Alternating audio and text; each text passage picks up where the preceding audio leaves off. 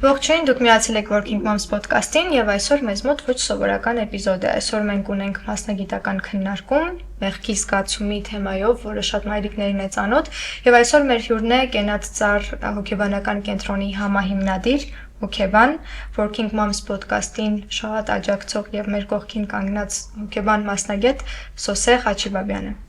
Ողջույն Սոսե ջան։ Ողջույն։ Շնորհակալ եմ շատ, որ եկել ես։ Շնորհակալություն հրավերի համար։ Երբ մենք առօրյայում ինչ-որ բան ենք անում կամ կյանքում ինչ-որ բան ենք անում, թեկուզ փոքր բան։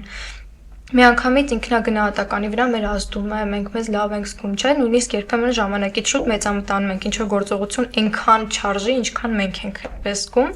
բայց ինչի երբ կինը անցնում է հղիություն, ծննդաբերություն, կրծքով կերակրում այդ բարդ փուլերից հետո եւ վստահաբար դու հասկանում ես, որ դու մեծ բան ես արել, շատ մեծ բան անցել ես դժվար փուլերի միջով, ինչու այդ պահին չի գալիս այդ մեծամտանալու այդ ես տեսեք ինչքան լավ բաներ արեցի, ինչի է սկսում հակառակ զգացողությունը, որ ինչ եմ անում, որ հələ քիչ եմ անում, ես պիտի ավելանեի։ Բարեբախտաբար ոչ բոլոր դեպքերում մենք սա կարող ենք նկատել, բայց իսկապես ձեր ասածը բավական հանդիպող երևույթ է։ Ու ձեր հարցի մեջ պատասխանն էլ կա իրականում, որովհետև կինը անցնում է այդ բարդ փուլերի միջով եւ իրականում նաեւ պատասխաններից մեկը կարող է դա լինել, որ այն ամենը, ինչ որ մեր օրգանիզմի, մեր հոգեկան համակարգի համար, այսպես ասած, ստրեսային է, դա իդեպ միայն բացասական երևույթները չեն, այլ այն ամենը, ինչ որ սովորականից տարբերվող մի բան է մեզ համար, հա, այսինքն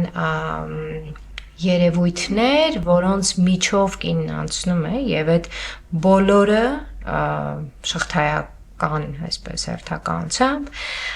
իրենցից ենթադրում են փոփոխություններ, բավական շատ փոփոխություններ, ներքին փոփոխություններ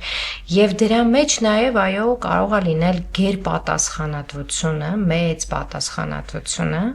երբեմն նաև մեղքի զգացման ձևով արտահայտվող, այսպես ասած։ Իհարկե սա գործոններից, պատճառներից մեկն է, դրանք բավական շատ են եւ մշակութային հարցեր կան այստեղ, հա, հետաքրքիր կլինի օրինակ դիտարկել, թե հայ կնոջ, հայ մայրիկի համար այս փուլերը ոնց են անցնում եւ ոնց է անցնում օրինակ նույնը արևմուտքի կինը, թե ինչ-որ բաներ կան իհարկե, որ ունիվերսալ են, բայց նաև այո, կան մշակութային գործոններ եւ դրանցից մեկը այն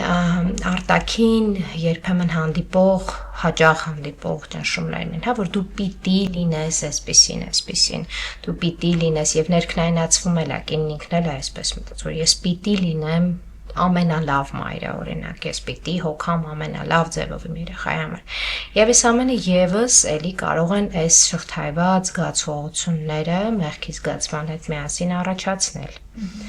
Բայց նաեւ երևի կարեւոր է հասկանալ, թե ինչ ենք հասկանում մեղքի զգացման տակ։ Իսկ ինչ ենք հասկանում։ Ես օրինակ պատկերացնում եմ, որ դա այն զգացողությունն է, որ ես ուղղակի որպես մայրիկ որ ես կարող եմ իմ երեխայի համար մի քանի բան ավելանել, չեմ անում։ Ես դա եւ միկրո մակարդակում եմ զգում եւ մակրո։ Ամբողջ օրը իր հետ եթե ստացվում է ժամանակ անցկացնեմ, երեկոյան ասում եմ, հա լավ էր, բայց երևի ես խաղալիքներից հոգնել, երևի կուզեր այսօր դուրս։ Ինչ էլ անում եմ, միշտ մտածում եմ, որ երևի, իսկ եթե դե աշխատանքի եմ լինում, չեմ հասնում, այդ ընդհանրապես մտածում եմ, որ վայ, ես այսօրը կորցրեցի իր հետ։ Ու տան շատ տարբեր իրական ասպեկտներում։ Իսկ դուք ինչ եք հասկանում դրա տակ մասնագիտական տեսակետից։ Գիտեք, մեղքի զգացումը բավական բազմաշերտ ու բազմագործոն երևույթ է, այսպես ասած, թվում է թե ինքը շատ հասկանալի մի հասկացություն է, բայց արդեն իսկ երբ որ դուք խոսում էիք, ու այո, որպես մայրիկ էիք խոսում, ես լսում եմ բաներ, որոնք որ նաև այսօրվա երևի իրականությունն է շատ եւ արտաքին էլի պահանջներն են շատացնում, հա, օրինակն է, որ ենթադրենք մեր մտքում մեր պատկերացրած իդեալական մայրիկի կերպարում, հա, ամեն ինչ տեղին անելն է, իսկ այդ տեղին անելը էլի շատ տարբեր մարդկանց համար տարբեր է։ Մեկի համար ապահովել մինիմալ պայմաններով ինչ որ հարցերում, հա, մեկի համար անել անդադար ավելին։ Բնականաբար, երբ որ մենք հատկապես խոսում ենք աշխատող մայրիկի համատեքստում, հա, կնոջ կոնտեքստում, ով շատ տարբեր բաներ պիտի հասցնի անել եւ ունի երեխա, բնականաբար կամ երեխաներ, այստեղ ավելի կսրվի, որովհետեւ դե ոչ մի գործունեության մեջ հնարավոր է այն մեր պատկերացրած իդեալականը չստացվի։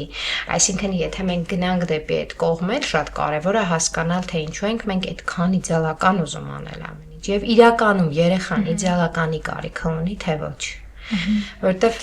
ես հաճախ եմ սրա մասին խոսում, սա իմ բառերը չեն, մի ամբողջ տեսություն է նվիրված սրան, որ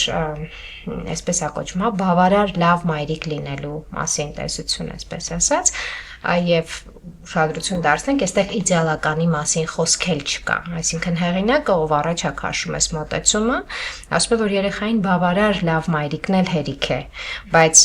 հասարակության ճնշման, մեր ներքին ինչ-որ սպասելիքների, մեր ակնկալիքների պատճառով մենք ուզում ենք լինել այդ իդեալականը։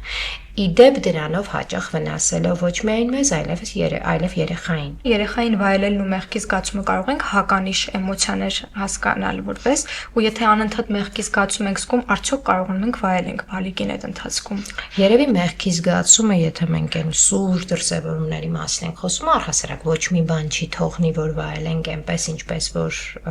դա մեզ բավարարվածություն կտար, հա, եւ ինչքանով իրար հականիշ են, չգիտեմ, տենց ուղիղ գծային կարող ենք ասել, բայց բնականաբար մեկը մյուսին կարող է խանգարել, այսինքն եթե ես անդադար ունեմ մեղքի զգացում, որ ահա ես հիմա խաղում եմ, բայց փոխանակ վայելեմ այդ խաղալուց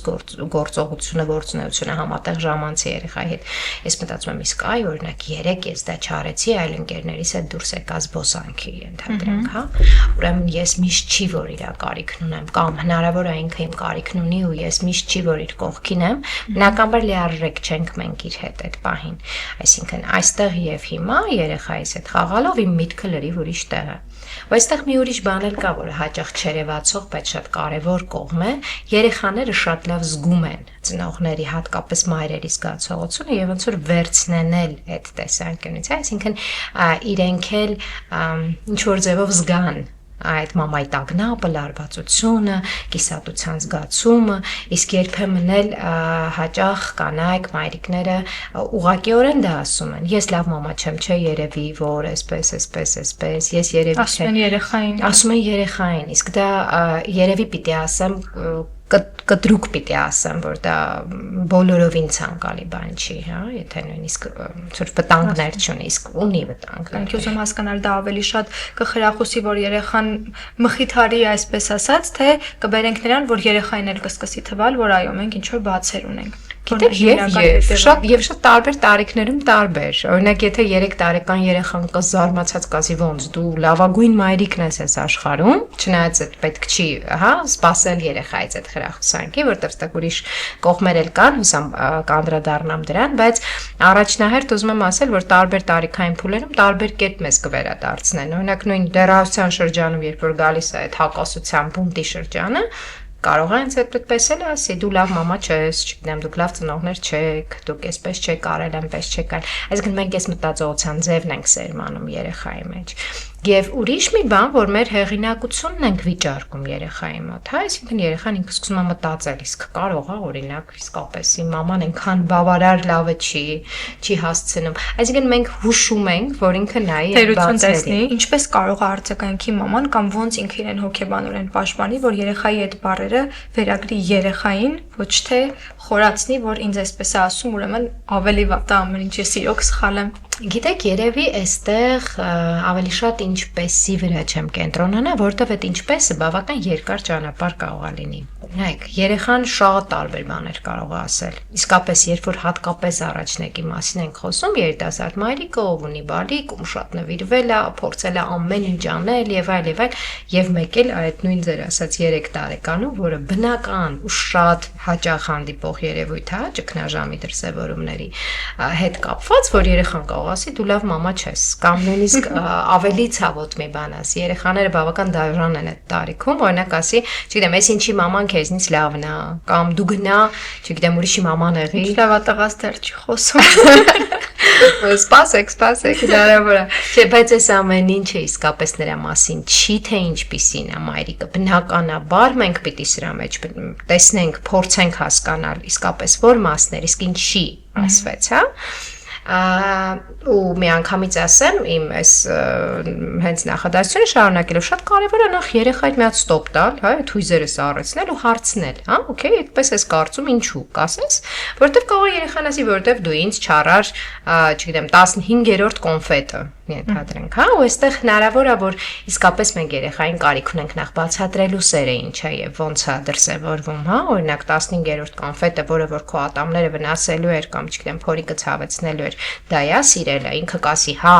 մենք էլ կասենք, որ բնականաբար այդպես չի, մենք սենց ենք տեսնում, բայց ոչինչ։ Դու փոքրիկ ես, մի քիչ կմեծանաս, կհասկանաս։ Ուզում եմ ասել, առաջնահերթ այստեղ շատ կարևոր է տարբեր բաներից խոսեցի, փորձեմ հիմա համակարգել, հասկանալ թե լավ ինչի ենք մենք այդքան խոցվում, հա? Եվ ինչ որտեղ պիտի այստեղ շատ պաշտպանեմ նաև խոցվող մայրիկներին, որտեղ բնական է, հատկապես էլի պիտի ասեմ առաջին բալիկի դեպքում, երբ որ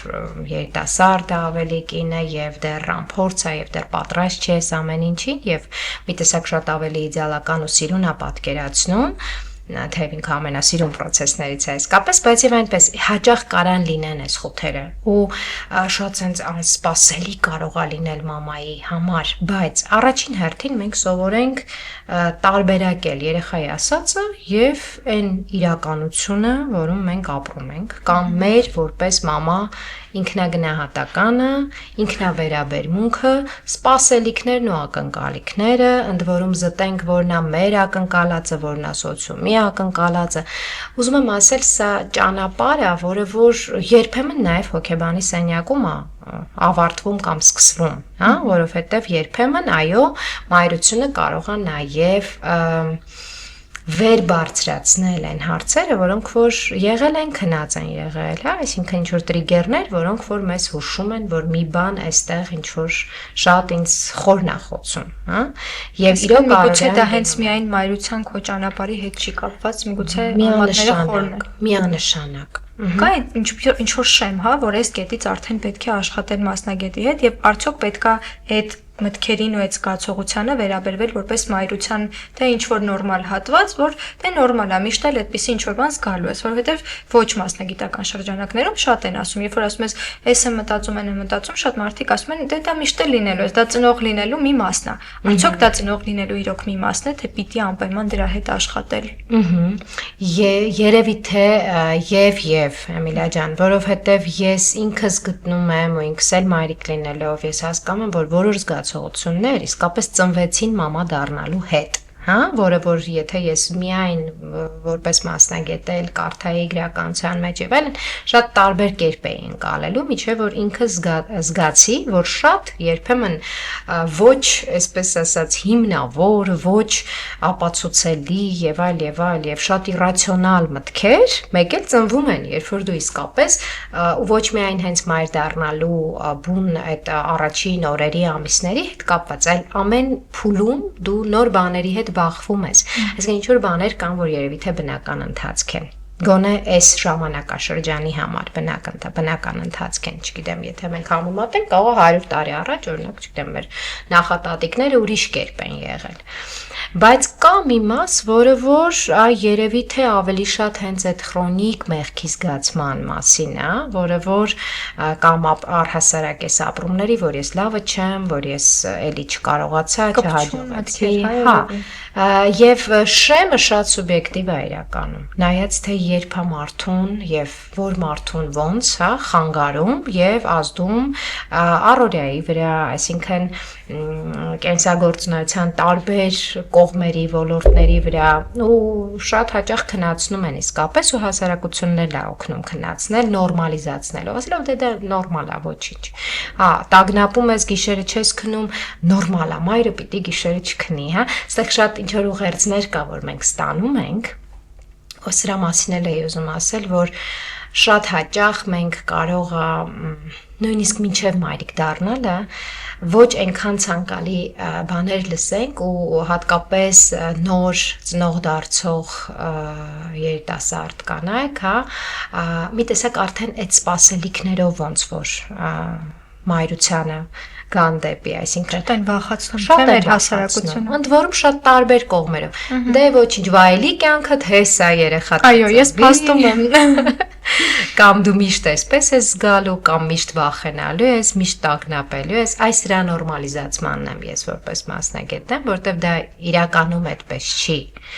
Անդադար տագնապով ապրելը, անդադար ալիարժեքությամբ ապրելը։ Ընդհանուր ես չունեմ իրական վիճակագրություն, բայց կարծում եմ, որ համենայն դեպս համատարած չի մեր երկրում, Երևանից դուրս էլ եթե նայենք, կարծում եմ համատարած չի մեր երկրում, որպես պրոֆիլակտիկա ծնողավարության թեմաներով դիմել թերապիայի կամ մասնագետի, միջև օրինակ լուրջ խնդիր չունես։ Որպես մասնագետ դուք ինչպես եք կարծում, դա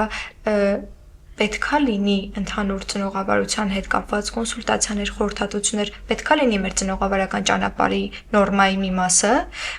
ու այդ պրոֆիլակտիկան պետքա ընդհանուր ոնց որ կանխելու, ինչ որ բաներ, որ կարող է ժամանակ առ ժամանակ կուտակվեն։ Այսպես ասեմ, եթե մենք թերապիայի մասին ենք խոսում, այսինքն հենց անհատական աշխատանքի, որը որ եւ ավելի տևական է եւ ավելի անհատական խնդիրներին է միևնույն է գնում կպնում, որում անհատական ասելով ես նաեւ նկատի ունեմ շատ խորը,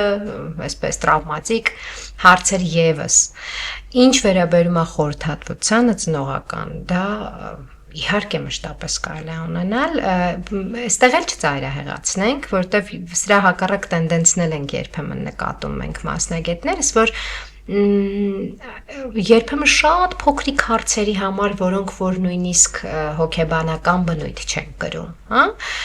էլի շատ այսպես ինչ որ մի մասել կա, որ մոդայի կա, այսպես ասած, հոգեբան խորհրդատվությանը դիմելը եւ դա էլ բնականաբար մասնագետը ով կարող է տարբերակել, նրա պարտքն է ցույց տալու, ասել, որ գիտես, օրինակ սա ենթադրենք անցողիկ մի բան է, տարիքով է պայմանավորված եւ այլ անելիք առանձնապես չկա։ Եվ ուզում եմ ասել, որ եթե նայենք որպես պրոֆիլակտիկա, այսինքն նաև հոգեկրթություն որպես իմանալ երեխայի տարիքային ինչ-որ առանձնահատկությունների մասին, որ տարիքում ինչ սպասել, ինչպես դրա հետ գործ ունենալ, իհարկե ցանկալի է, բայց առանց ծայրահեղացնելու եւ նաև ելնելով սեփական կարիքներից։ Եթե ես զգում եմ, որ կարծես թե ամեն ինչ նորմալ է, երեխայի մոտ էլ, ծնողի մոտ էլ, իրենց հենց ոնց որ զույգի մոտ էլ եւ ծնողական զույգի մոտ էլ ավելորդ միջամտության կարիք իհարկե չկա, բայց երբեք չի խանգարում եւ նույնիսկ այն որ մենք օրինակ մտածում ենք արդյոք SSS դրսևորումները նորմալ են թե չէ, մեկ անգամ մասնագետին դիմելը ոչինչով չի խանգարի։ Կենաց ծառ կենտրոնը որպես այդպիսին որ մայրիկներին եւ որ տարիքի բալիկներին է համապատասխան։ Կենաց ծառը բավական լայն սպեկտրով հոգեբանական ծառայությունների կենտրոն է, որտեղ եւ անհատական խորհրդատվություն է հատուցվում, ընդ որում եւ ծնողավարման հարցերով եւ զույգի խորհրդատվության եւ երեխաների հետ աշխատանք սկսած այն տարիքից, որ առհասարակ հնարավոր է երեխայի հետ անմիջական միջամտություն ունենալ, դա սովորաբար 3+-ն է կամ նույնիսկ ավել, բայց նաեւ լինում են ավելի փոքրիկների համար զարգացնող խմբային աշխատանքներ, որը եւս կենտրոնի ծառայությունների մեջ է մտնում։ Շնորհակալություն, ես էջը կթողնեմ մեր YouTube-ի հաղորդման նկարագրությունում այն մարդկանց համար, ովքեր կուզեն ավելի մանրամասն ուսումնասիրելու հասկանալ, որողություններով կարող են դիմել։ Ես ուզում եի մեկ էլ կարծում եմ ես այս հարցը կտամ մեր բոլոր մասնագետ հյուրերին։ Դուք մասնագետ եք այս ամեն ինչի եւ դուք նաեւ ծնող եք։ Այն մարդը, ով որ կարելի ասել, ամեն ինչը շատ ամպագորգոր կհնչի, բայց շատ բաները պատկերացնում է, հասկանում է, ինչը ոնց է կատարվում երեխայի, այս բանը ինչի, այսպես ասած եւ այլն։ ինչ խնդիրներ, ինչ որ բացեր կան, որ դեռ մնում են։ Մենք հոգեբանների շրջանում այսպես մի հատ փոքրիկ բան ունենք, մինի անեկդոտ ունենք, հա, որ ասում են իսկ ինչի հոգեբանների երեխաներն են լաց լինում, հա։ Հոգեբանների երեխաներն են լաց լինում, հոգեբանների երեխաներն են ունենում շատ տարաբնույթ խնդիրներ, որի հետ աշխատանքի կարիք էլ կարող է լինել, հա, այսինքն օրինակ հոգեբանի երեխան նույնպես կարող է այցելել հոգեբանի, այնպես ինչպես հոգեբանը իր հարցերով դիմի այլ մասնագետի։ Ես 2 տղաներ ունեմ, իրենք տարբեր տարիքային փուլերում են եւ յուրաքանչյուրի հետ շատ տարբեր կերպ են այդ տարիները անցնում, տարիքային փուլերը գալիս եւ այլն, որտեւ իրենք անհատականություն են, իրենք շատ տարբեր անձնային գծեր ունեն, կողմեր ունեն եւ իհարկե մասնագիտությունս ինձ մեծապես օգնել է ոչ միայն անձամբ ինձ, այլև ընտանիքին, հա, եւ շատ քիչ են եղել դեպքեր, որ իսկապես այն անլուծելիության զգացողությունը ունենաս, բայց միևնույն ժամանակ, այո, ճգնաժամեր են լինում, դժվարություններ են լինում, ինքս էլ խորհրդակցելու կարիք եմ ունենում, նաեւ գոլեգաներիս հետ կամ ինչ որ այլ, հա, որովհետեւ իսկապես յուրաքանչյուր երեխայի ճանապարհը անկախ տարիքային նաև դժվարություններ կամ դժվարությունների բացակայություն նաև շատ իսկապես շատ սուբյեկտիվ ու շատ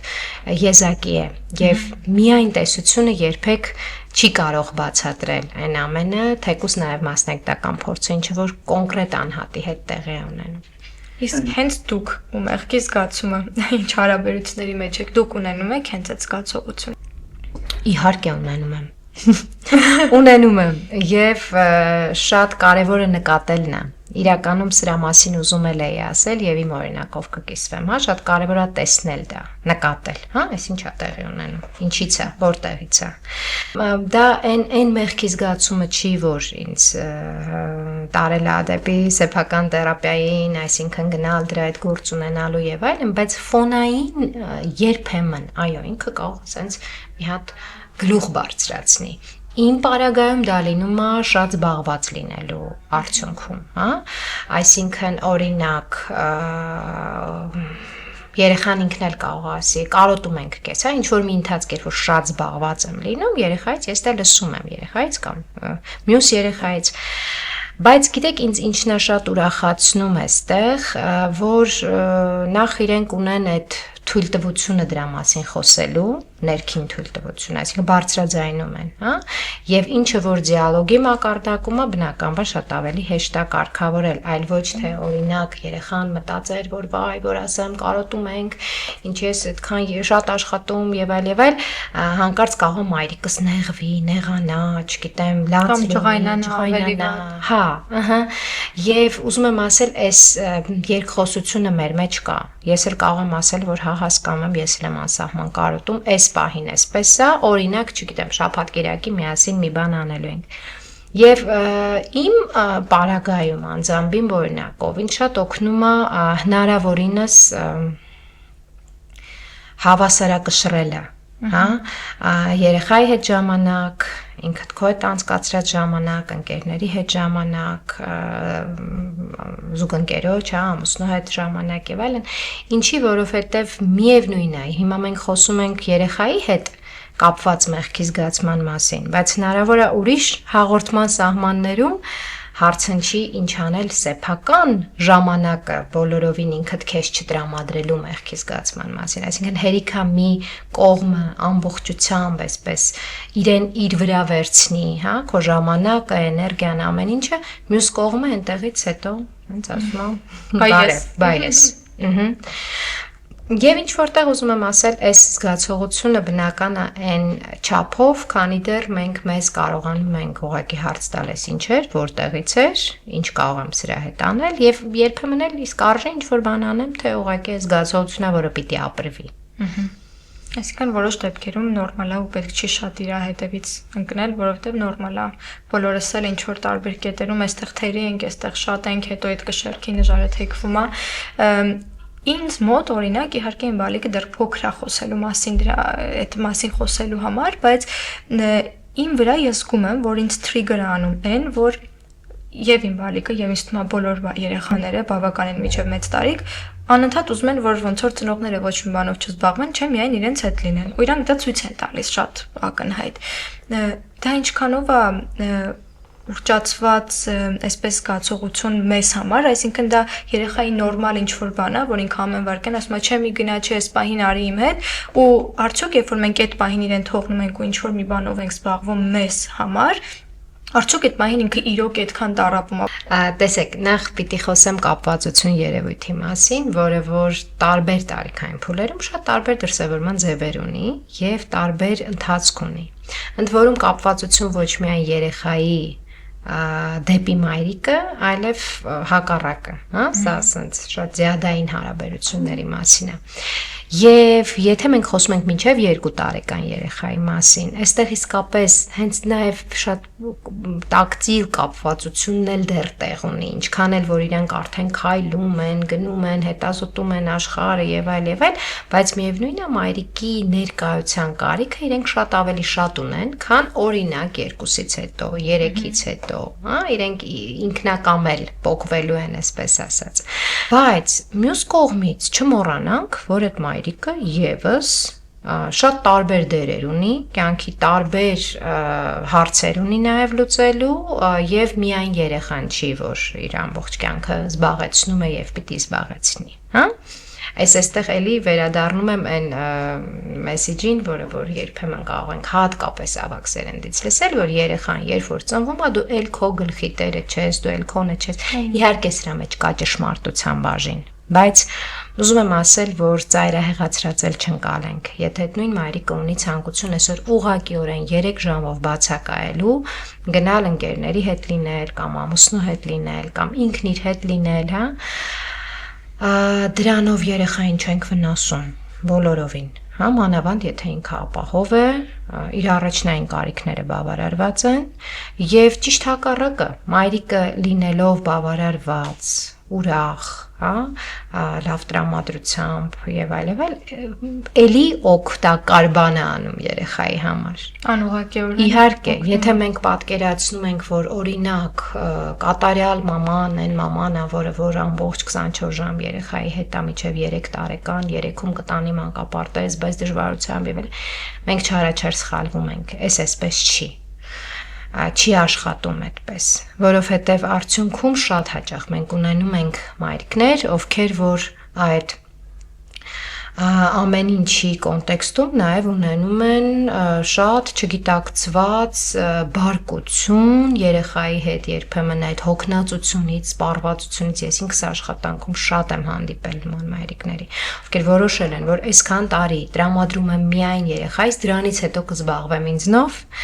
եւ հետո երբ որ գալիս է այդ բաղձալի ժամանակը, տեսնում են, որ ոչ երեխան է թողնում, ոչ իրենք են պատրաստ եւ ոչ էլ այդ ժամանակը հասարակ գալիս է, որտեղ օրինակ ծնվում է երկրորդ երեխան եւ այսպես շարունակ։ Ուզում ասել, եթե այդ կարճ բացակայությունները կամ մի քիչ էլ երկար բացակայությունները նաեւ պիտի ծառայեն մայրիկին ու հայրիկին որպես զույգ, վստահաբար երեխան դրանից չի տուժելու եւ չի տառապելու։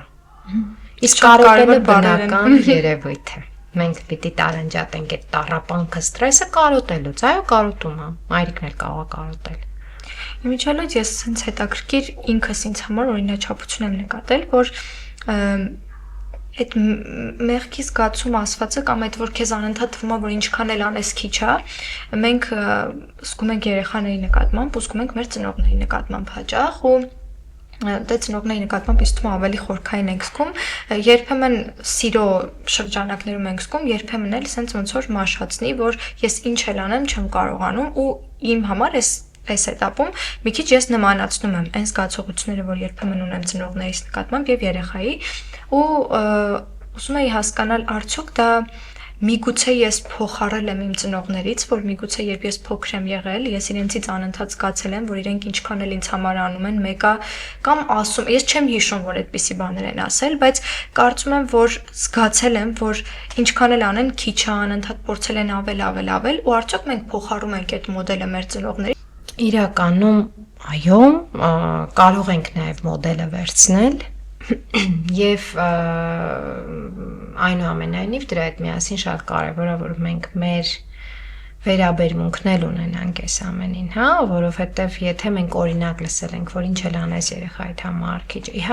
իհարկե քիչ է, կարելի է անել ավելին, չնայած որ հասկանանք նայած թե այդ ավելը ինչը նկատի ունենք, նյութական թե ոչ նյութական բաները, հա, ժամանակը, ուշադրությունը, սերը, թե օրինակ 1000-րդ խաղալիքը գնել ու ամենալավը դա պիտի լինի եւ այլն, իմ երեխան ոչ մի բանի կարիք պիտի չունենա, շատ ծնողներից այսպես լսում ենք, հա, այստեղ շատ թաքնված նաեւ էգոցենտրիկ ինչ որ մի բան կա, հա, իմ երեխան, այստեղ իրենց համար են անում, այո։ Իսկ ինչ վերաբերում է ծնողների հանդեպ այդ զգալը, հա, սերը, նվիրվածությունը,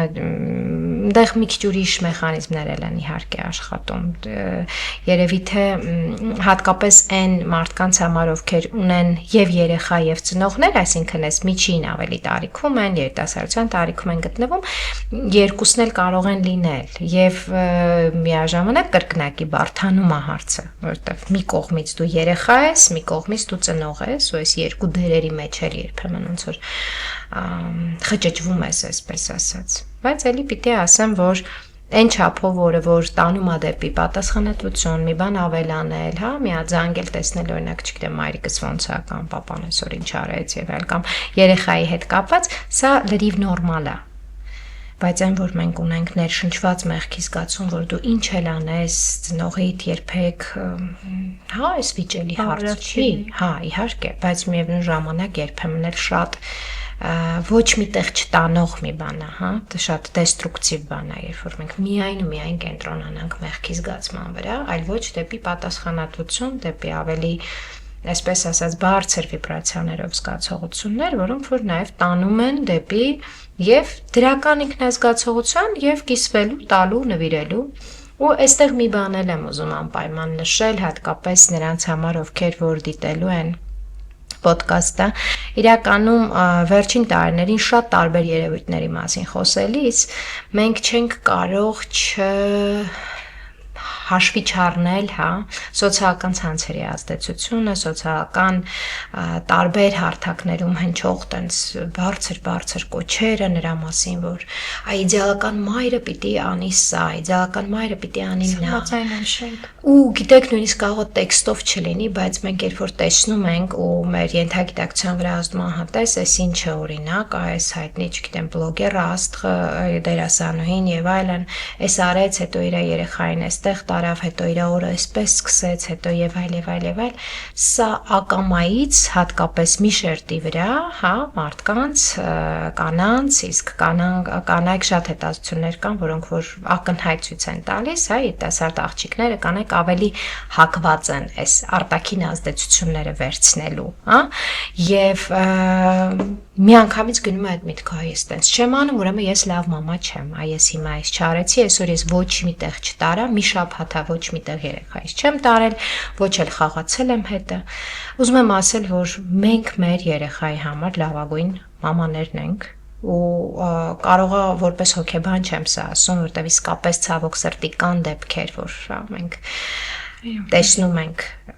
շատ անցանկալի երևույթներ հենց մայրիկների կողմից, բայց ուզում եմ նաև այն մարդիկ, որ կհասնի այս խոսքը, չհամեմատվեն շատ, հա։ Այս ինչը էսպես կաներ են, ինչ է այնպես կաներ։ Շատ ակտուալ խնդիր է եղել։ Հա։ Մեր երեխաների համար մենք իրականում երևի թե եթե իրենց լսենք եւ իրենց նայենք, կտեսնենք, որ հենց այն մայրիկներն են, ում իրենք են ուզում։ Իրենց երազած։ Այո։ Մի խոսք կա, ես շատ եմ լսում, չգիտեմ մասնագիտական շրջանակներում արդյոք դա շատ տարածված է թե ոչ, հիմա շատ են ասում, մեր ոդկասթի շրջանակներում էլ հնչել, եթե քեզ հետաքրքրում է դու լավ մամա ես թե չէ, ամենայն հավանականությամբ դու արդեն լավ մամա ես, դա շատ են ասում։ Ինչ որ կետում ես ասում եմ, այո, հրաշալի է, իհարկե, այսինքն դա նշանակում է, որ դու հարցնում ես ինքդ քեզ, մարտահրավեր ես նետում, այո, այսինքն դու այդպես չես ինքնահոսի թողնում, բայց մի կետում սկսեցի մտածել, որ այդ կարող է մի քիչ անառողջ ձևակերպում է, այսինքն ոնց որ մեզ ինչ որ սիգնալ տա, որ եթե դու սենց ապրում ես ու դու լավ ես զգում քեզ, այսինքն չունես մեղքի զգացում, չես մտածում, չես համեմատվում, ինքդ քեզ չես սենց մի քիչ խարազանում հասկանաս արդյոք լավն ես թե չէ, կարծես դա որակում է այդ արտահայտությունը մեզ, որ դե ուրեմն երևի դու անտարբեր ես, այդքան էլ լավ չես։ Ինչի է այդ ձևակերպումը այդքան շատ տարածված դարձել, արդյոք ես ճիշտ եմ մեկնաբանում թե ոչ, եւ իրոք այդպես է, որ եթե դու այդ հարցը քեզ տալիս ես, ուրեմն լավ բանի նշան է։ Գիտեք, այլի, եթե հարցը ենթադրում է ինքնակնդատություն եւ ինքդ պարբերաբար, այսպես ռևիզիա անել ներս, հա? Այս ինչ բան է, ոնց արեցի, ոնց կարող էի անել, կամ երեխայիս այս արտահայտությունը մի տեսակ ոնց որ արդար էր, էլի, այս բանը օրինակ հաշվի չէի առել, ենթադրենք եւ այլն, սա շատ առողջ է, շատ նորմալ է ու բոլորովին վախենալու չի ու պարտադիր չի, որ ուղեկցվի մեղքի զգացումով։ Հարցը տվեցի, պատասխանեցի, անցա առաջ։ Բայց եթե խոսքը նրա մասին է, որ մենք սա լսելով պիտի ասենք, իսկ ես երբևէ ինձ չեմ ասում, ես լավն եմ թե վատն եմ, ուրեմն ես սխալ եմ ապրում, հա, եթե ես վայելում եմ իմ մայրությունը ուղակի եւ ինձ լավ է, երեխայիս լավ է, ուրեմն դա խնդիր է, չէ։ Այս երկու ծայրահեղացումն էլ անբնական կարող է լինել։ Շնորհակալություն շատ Սոսե ջան այս ելույթի համար, պետքա լիներ մեր ոդքասթի հերթական էպիզոդը, բայց կարծես վերածվեց իմ անհատական խորհրդատվության։ Իրականում շատ շնորհակալ եմ, որ եկել ես։ Մեզ համար էլի եմ ասում շատ հետաքրքիր էպիզոդ էր, որովհետև մենք առաջին մասնագիտական քննարկումը ունենք, հուսով եմ ոչ վերջին։ Սովորաբար մենք խոսում ենք ուղղակի մայրիկների հետ, իսկ այստեղ մասնագիտորեն վերլուծեցինք։ Հուսամ, որ օգտակար էր շատերիս համար։ Շնորհակալություն շատ։ Ես եւս շնորհակալ եմ։